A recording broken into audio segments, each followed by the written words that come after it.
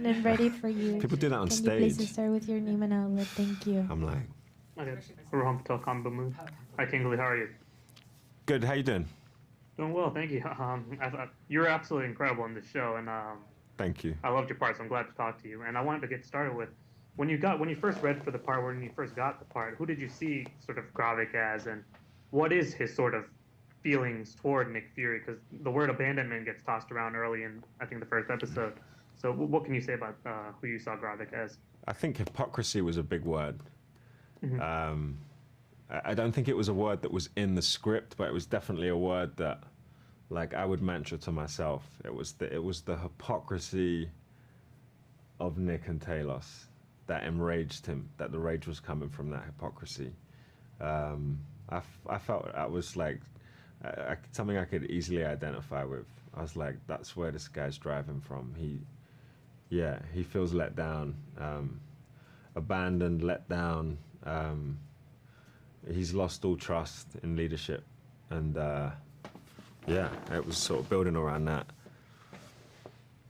Yeah, absolutely. And so, like, a different relationship you have in the show that's sort of getting explored is with Gaia and Emilia Clarke. So, what was is that someone that Gravik can trust, or is Gravik, does he not trust anyone? I don't think he trusts anyone, Mm-hmm. and I don't think he likes any of those people in Skrullos.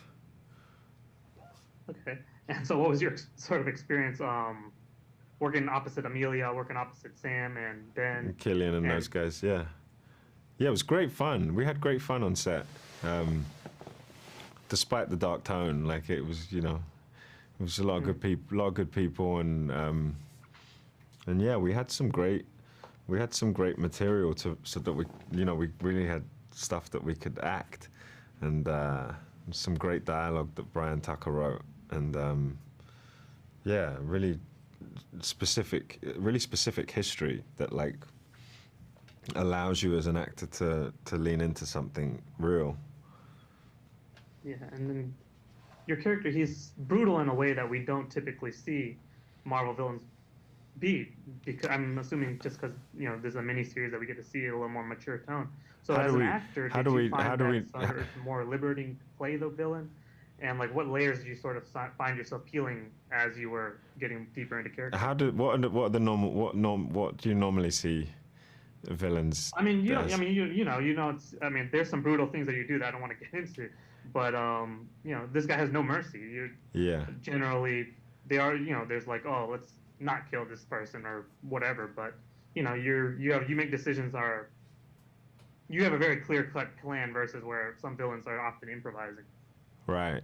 Yeah. Well, I just like whatever creative ways whatever the best idea was to make him as dangerous as possible felt like the best thing to do.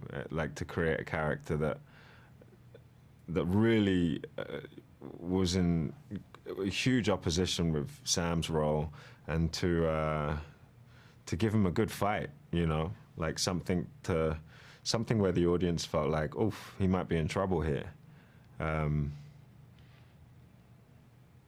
That he's not an anti-hero. That he was a villain became more important as we went along. That you understand where he's coming from, but his behavior is certainly not justified. When you start killing innocent people, there's a darkness to that was interesting.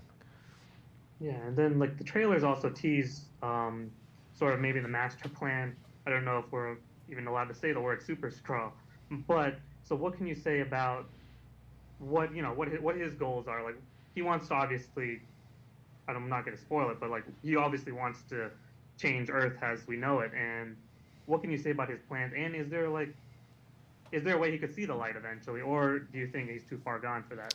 I think he's possibly too far gone. I think he wants to inflict pain and become as powerful as possible in order to inflict more pain, to become untouchable. But I don't know. I think he's crossed the line. Maybe you could bring him back, but I don't know how long that would take. You'd certainly have to lock him up. But yeah, thank you so much for your time, Kingsley. This has been so great, and thank you. I can't wait to see the Bob Marley movie either. I saw a preview at CinemaCon, so I'm really looking forward to that. You've seen more than me. It looks good. It looks really good. So I can't wait. Cool, man. Thank Thank you, you. bro. Thank you so much. Appreciate it. See you in a bit. JP, let's cut.